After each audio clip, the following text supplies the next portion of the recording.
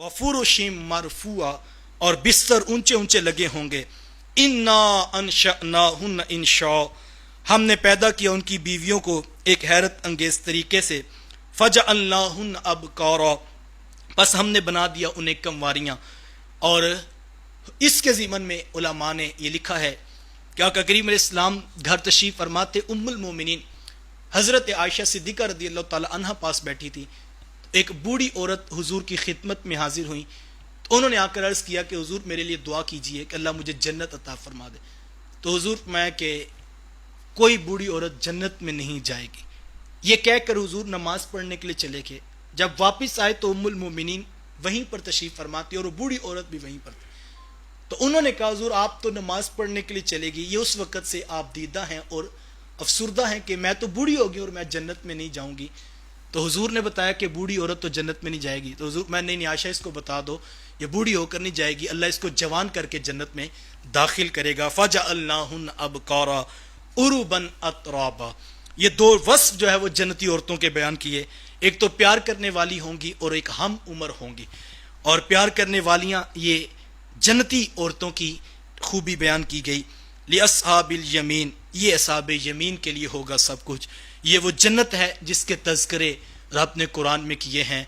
एक रिवायत में कि हुजूर फरमाया कि वयौम नहशुरुल मुत्तकीना इलर रहमानि वफ़दा, कि अल्लाह फरमाते हैं हम फिर मुत्तकियों को रहमान की बारगाह में वफ़द की सूरत में लेकर आएंगे।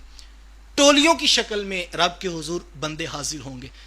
हज़रत अली मुर्तज़ा रज़ियल्लाहु ताला अन्हु ने हुजूर से सवाल पूछ लिया और अर्ज़ की, हुजूर कुरान ने कहा है कि वफ़द की सूरत में आएंगे, तो हुजूर हमने तो देखा जब कोई वफ़द किसी की तरफ जाता है तो वो सवारियों पे जाता है, तो क्या बंदे रब के हुजूर सवारियों पे जाएंगे? अल्लाह अकबर। तो हुजूर फरमाया हाँ, जब बंदा मोमिन कब्र से उठेगा ना तो सफ़ेद ऊँटनियाँ उसके लिए मुंतज़िर होंगी और उनके पर होंगे, और हुजूर फरमाया उनके ऊपर सोने के कजावे होंगे। जिसने जिंदगी सोखी गुजारी होगी वो कब्र से उठेगा, ऊँटनी उसका इंतजार कर रही होगी। अल्लाह अकबर। हुजूर मैं जब जन्नती उस ऊँटनी के ऊपर बैठेगा, उसके पाँव में जो जूता होगा उसके तस्मे नूर के होंगे और वो चमकते हुए लोगों को नजर आएंगे। और जब वो उसके ऊपर बैठ के चलेगा और मैं चलते चलते वो जन्नत के करीब पहुंचेगा, तो जन्नत के बाहर दो चश्मे हैं, वहां पर वो वुजू करेगा। एक सायादार दरख्त है उसके नीचे दो चश्मे हैं। जब वहां से वुजू करेगा तो रहमतें उसके चेहरे पर इस तरह आएंगी कि वो शगुफ्तगी बढ़ जाएगी।